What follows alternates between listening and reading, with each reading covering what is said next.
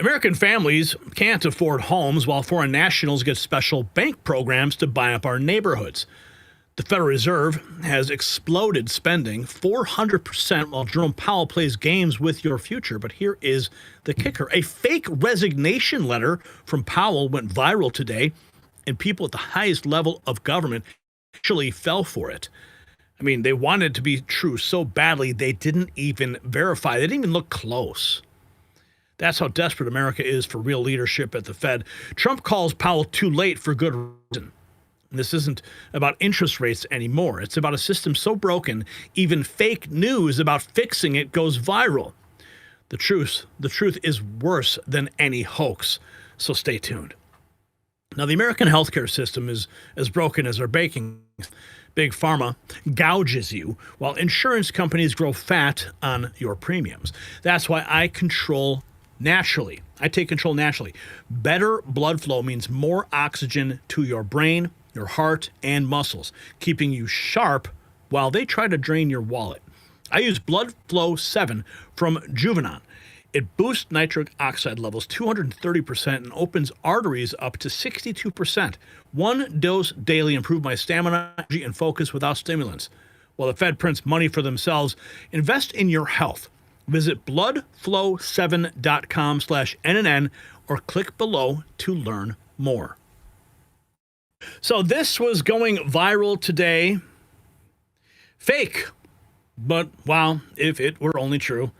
That viral Jerome Powell resignation letter making the rounds, 100% AI-generated fantasy. No, the Fed chair didn't step down, but with them still squeezing Americans, it's easy to see why people wish this were real. Now, at first glance, when I saw this letter, I said, this right off the bat looks fake. I mean, I could just see the paper. I mean, not the paper, but I could see the background. I could see the color of the font. It just looked like a fake letter. But if you take a closer look at it, I'm going to show you. Look at that is not the logo of the Federal Reserve. Clearly, I mean, real sloppy. I mean, if someone's going to take the seal of the Federal Reserve, I mean, you could probably find it on like Google Images and put it on a picture, right? You could probably lift it and make a better one. But no, this is a totally fake seal. It was on this. Joe Perticone, very real, not AI-looking seal of the Federal Reserve. Excellent, senior senator. Yeah, Senator Mike Lee, he fell for it, tweeted and appears to have deleted. And he got roasted online. People saying, Mike Lee is an idiot. GOP senator brutally roasted for falling for phony Powell resignation letter. Mike Lee is an idiot. And I think we have, here is his actual tweet. Powell's out. And they post a picture of the letter. But a quick look at the image of the letter reveals some tells that certainly seem to be obvious. For starters, letters addressed to the president, the White House, Washington, D.C., several oddly placed hyphens, such as when the word grateful is broken into grateful in the closing paragraph. Yeah. So everybody wants Powell out. He's hurting the country with his high interest rates. President Trump calling him a moron and a loser and too late. So it's easy for people to jump on this and be deceived because this is what we want. We want to see Powell out. Utah Senator Mike Lee posted and deleted a fake letter saying Fed Chair Jerome Powell had resigned. Let's see here. I think we have President Trump here. This is President Trump 10 hours ago in the Oval Office. Here he's talking about the Fed chair. Out. I think he's done a bad job, but he's going to be out pretty soon anyway. In eight months, he'll be out. But I call him too late. He's too late all the time. He should have lowered interest rates many times. Europe lowered their rate 10 times. We lowered ours none. And it's causing a problem for people that want to buy a home. Look, our economy is so strong now, we're blowing through everything. We're setting records. You know that. You see that. And whether it's the Philippines or anyone else, we're setting records at levels that nobody's ever seen before. But you know what? People aren't able to buy a house because this guy is a numbskull. Keeps the rates too high, and probably doing it for political reasons. The only time I remember him cutting rates, I mean, he cut the rates just before the election to try and help Kamala or whoever he was trying to help. He probably didn't know. And he's building a building. He's $2.7 billion. They have a $900 million overrun. What is that? And that was given by Biden. That was another Biden deal. And this guy's building this building that's severely overrun. And what does he need the building for? Why does he need space for more people? So they did a big study the other day, and they called all of the great intellects and the great economists and all of the great everything. And they 71, and only 2 got it right. Me and another gentleman that happens to be very smart. 69 people got it wrong, and the Fed got it wrong, more wrong than anybody. And, you know, he has these think tanks, and they build buildings for people that think. They're not thinking. It's a little bit of combination of thinking, but it's something you sort of have or you don't have. They don't. The job he's done is just terrible. He ought to raise interest rates. You know, we should be at 1%. We should be leading the world. Instead, we're paying 4%. And if you look at what that means, that's over $1 trillion in interest that we have to pay. That with the striking of a pen, we would be saving more than $1 trillion. I think he's doing a bad job. Yeah, a bad job is an understatement. Here's Kevin O'Leary. Trump can't sell a consumption tax, so he sells it. That's reality. Is this really his account? Okay, that's reality. Global players may complain, but they keep coming back to the table. Why? Because the U.S. market's at all-time highs. Don't buy the trust erosion nonsense. The money tells the truth. Trump's all-time high market. Listen. But most countries around the world have a value-added tax, a consumption tax. Canada, Australia, Switzerland, the EU. So you buy something in France, they charge you 13% on it. American Tire, and you get it back bought in the France, at the airport. 13%. So what's going to happen here at the end of the day, and the market believes this, I believe this too, is that reciprocal tax will equal the VAT tax. Trump can't sell a consumption tax in America to Congress, but he can sell a tariff. The point is, the deals are not happening. I got it. But I mean, I think that's really important. The reason why he's not getting these deals, I just think we got to talk about the big picture here. If you're a foreign government, ally or adversary, or counterpart, whatever, are you going to make a deal with Donald Trump? And how can you believe that the U.S. is not going to have a sporadic change 3 years from now? I think Trump has eroded global trust in the American economy and American deal making. You mean the all-time high market ever in high because they don't believe the all-time high. They think Trump is going to chicken never out. been higher, never been worth more, never been more successful, never. When the it's eroded book trust, all-time high today at 430 in history, never worth more. What are you talking about? Most countries he just got called out. Here's more. Here's the Treasury Secretary. For years, if you want to build a factory, a pipeline, a transmission grid, you were held up by permitting. That's now. Is one of the most. This is a combination. It's the tariffs bringing back manufacturing to the U.S. It's the full expensing in the one big beautiful, which I think is one of the most important things that we did. Companies can do 100% expensing for equipment, 100% expensing for factories. If you bring your factory back here, I think we had big pent-up demand. We are in the middle of this incredible AI boom that, you know, I don't know whether you want to say this is the third, fourth, fifth industrial revolution. So we're seeing the hyperscalers spend like we never have before.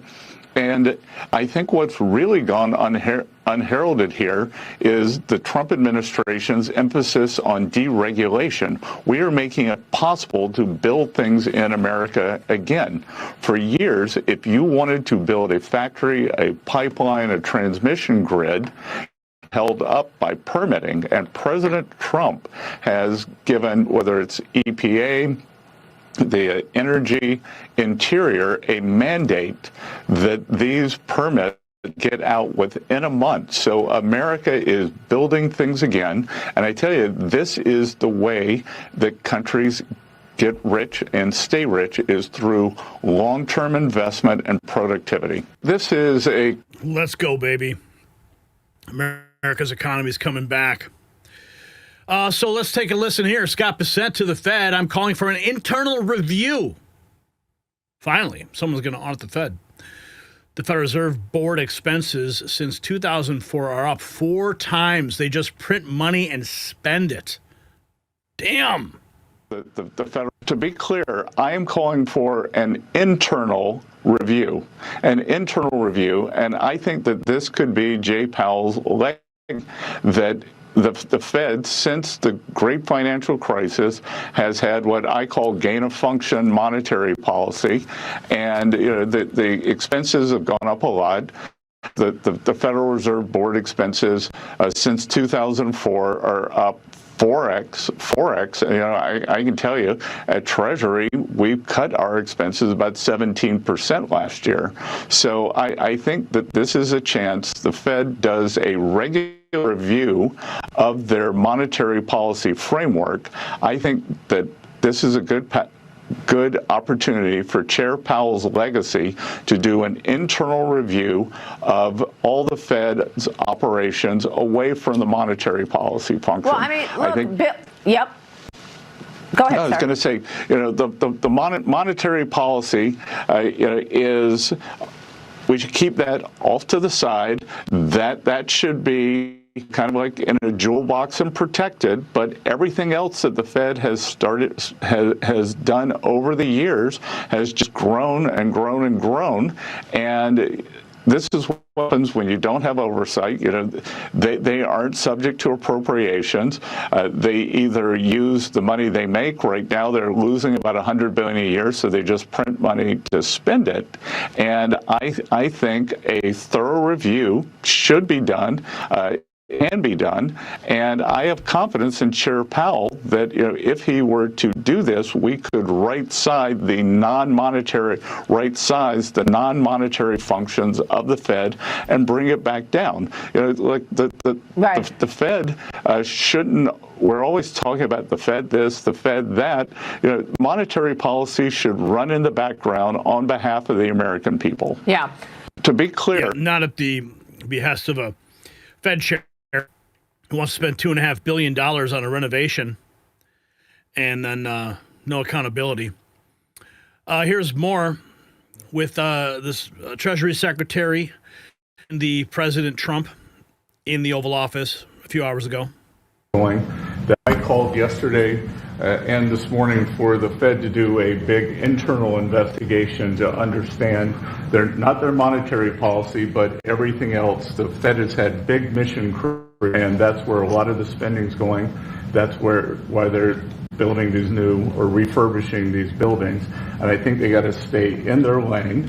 And I think that based on the way they cut rates last fall, they should be cutting rates now.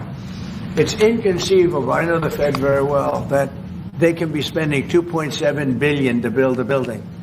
They don't do anything. It's the greatest job. You show up one day, a half a day, you make a little, the economy's doing well, the economy's not doing well, we're going to raise interest. And he's got it wrong. That's why I call him too late, T-O-O, too late. And it's really too bad. But it is affecting people who buy houses, and that shouldn't happen. And he should lower them. Those rates should be 3 points lower. That's what they should be, 3 points lower, maybe more than that. So just fire him for cause, man. Get it over with. Pull off the Band-Aid. Yes, that letter was a hoax. We all hoped it was true. Oh, and speaking of lunacy, did you see this one? 12 hours ago, End Wokeness posting Representative Yvette Clarke. This is how you hijack democracy. Listen to what she says. I need more from Brooklyn, New York. We have a diaspora that can absorb a significant number of these migrants. And when I hear colleagues talk about, the doors of the inn being closed, in the end, I'm saying, I need more people in my district, but just for redistricting purposes. And those members could clearly fit here. I'm from Brooklyn, New York. Oh, yeah. So she wants more migrants in the district, of course, and being accused for redistricting purposes. Let's check in with Stephen Miller. Here's what he has to say about the photos of the Empire State Building being built. You don't. If you look at photos of the Empire State Building being constructed in record time, by the way, you don't see there are any illegal aliens. You look at the photos of us landing a man on the moon. You look at the NASA control room. You don't see any photos of illegal aliens. Americans in this country, Americans sustained this country. Americans have powered this country for 2.5 centuries. Nobody voted. Now, there is a community note on that. Let's see what it says. Rate proposed community note says Irish and other European immigrants were involved in the building of the Empire State Building, Irish Central. Many German scientists, engineers, and technicians were brought to the U.S. to help via Operation Paperclip, and I did rate this as not helpful, because it doesn't say anything about them being illegal. And that's exactly what Stephen Miller was saying. Oh, finally something good is happening. Marco Rubio brings Democrat representative to the verge of tears for refusing to back down on revoking visas. Oh, Representative Jayapal. Oh, no. Right. Does it here in the Constitution, does it say that the Secretary of State can override the First Amendment protections of free speech? Is there a footnote that I missed somewhere? There's no constitutional right to a student visa. So, but is there a constitutional right? Does it say somewhere that Marco Rubio gets to determine which speech is appropriate and revoke student visas based on what you think constitutes free speech? There's a statute that says the Secretary of State gets to determine whether someone is we deny visas every day all over the world. Do you think that the Immigration and Nationality Act trumps the Constitution of the United States, Mr. Secretary? Well, Congress can always change the law if you want, but I'm telling you, Mr. while I have the Secretary, authority, I will continue to revoke the visas of these people that come here to tear You this said that, country Mr. Secretary. apart, Let me reclaim my time, because you are talking about revoking student visas based on what somebody says, and that means that you are trumping the legal Supreme Court, the supreme law of the land, which is the Constitution of the United States. No one has why a right did to a the student administration, visa. Mr. Rubio, why did Privilege. the administration need to use masked, armed, unidentified agents to whisk somebody off the street and deny her counsel for almost 24 hours after her arrest? Well, you'll have to ask the agencies that did that work. Well, I'm not responsible for that. I'm responsible for revoking the visas of these people that come to tear Secretary this country Rubio, apart. I'm talking Never about should have this allowed them in. particular case where you revoked the student visa of a Turkish citizen who was a graduate student who wrote an op-ed that you didn't like. Suddenly you allow for masked men to whisk her off the street, and you have multiple jobs. Apparently you're the national security advisor as well, so don't tell me it's not your job who snatches her off the street. We don't do the snatching, but I can tell you we do the visa revocations. Let me ask and we're you gonna about keep the doing national security consequences of people, masked men on the streets snatching people off the streets. If these are legitimate law enforcement I've had agents, enough of her. I can't stand her at all. Let's check in with Ben Berquan. Seen him in a while. Talking about the high-speed rail from California, from Fresno. Listen. Monstrosity. Some good news coming out of California. For those that don't know, this is the California high-speed rail, or as I like to call it, the high-speed walking path. This monstrosity was sold to the California taxpayers as a project that was going to cost $33 billion. And it was already supposed to be finished. It's $100 billion over budget. $33 billion was what it was budgeted for. It's $100 billion over budget. It's 4 times what it was budgeted for. It is the definition of overcommitment bias. It's also the definition of why you don't vote for Democrats. And thank God, finally, the federal government is pulling out your federal tax dollars from this. They should have never been in this project to begin with. It was outdated. It's not even MAV. It's just old school high-speed rail. It's not even high speed because they added 100 stops, so the train never gets up to high speed. And now they're saying it may only stretch from Modesto to Bakersfield, which is great for the Central Valley, which is actually the part of the state that didn't want it to begin with. It was voted in by LA and San Francisco. The lunatics, radical environmentalists, said this was going to be better for our environment because it would allow people to get from San Francisco to LA in like 2 hours. It would take you like 7 hours. It's absolutely outrageous. And the funny thing is, it will never get built in San Francisco or LA. Hopefully, They don't build another mile of it. Hopefully, they stop the entire construction. But mark my words, you're going to hear Gavin Newsom and the Democrats coming out and saying, we have to finish it. We started it. We have to finish it. It's going to be this great thing for our legacy. It's going to be this great thing for the state. What it is an example of how pathetic the Democrats are. The entire... If you got value from this report, tap subscribe. My final thought is next. So, this is economic warfare against American citizens. While you struggle to save for a down payment, banks roll out red carpet for foreign nationals using your tax-funded programs, yours. The Fed prints money like toilet paper, up 400% in spending while refusing to cut rates for struggling Americans. And that fake Powell resignation letter, it went viral because Americans are desperate for change. Officials actually believed it. That's how badly people want Powell gone. Even Trump fell for it momentarily before calling him too late again. Powell sits in his ivory tower while Harvard hoards $52 billion, still gets $7 billion in handouts. Now, these aren't policy failures. These are deliberate choices that put America last. The fact that a hoax resignation got more traction than real Fed policy tells you everything. So should Powell be forced to resign for real? For cause? Drop a yes or no. And you can support American business and the Next News Network at shop.nextnewsnetwork.com. It's linked below.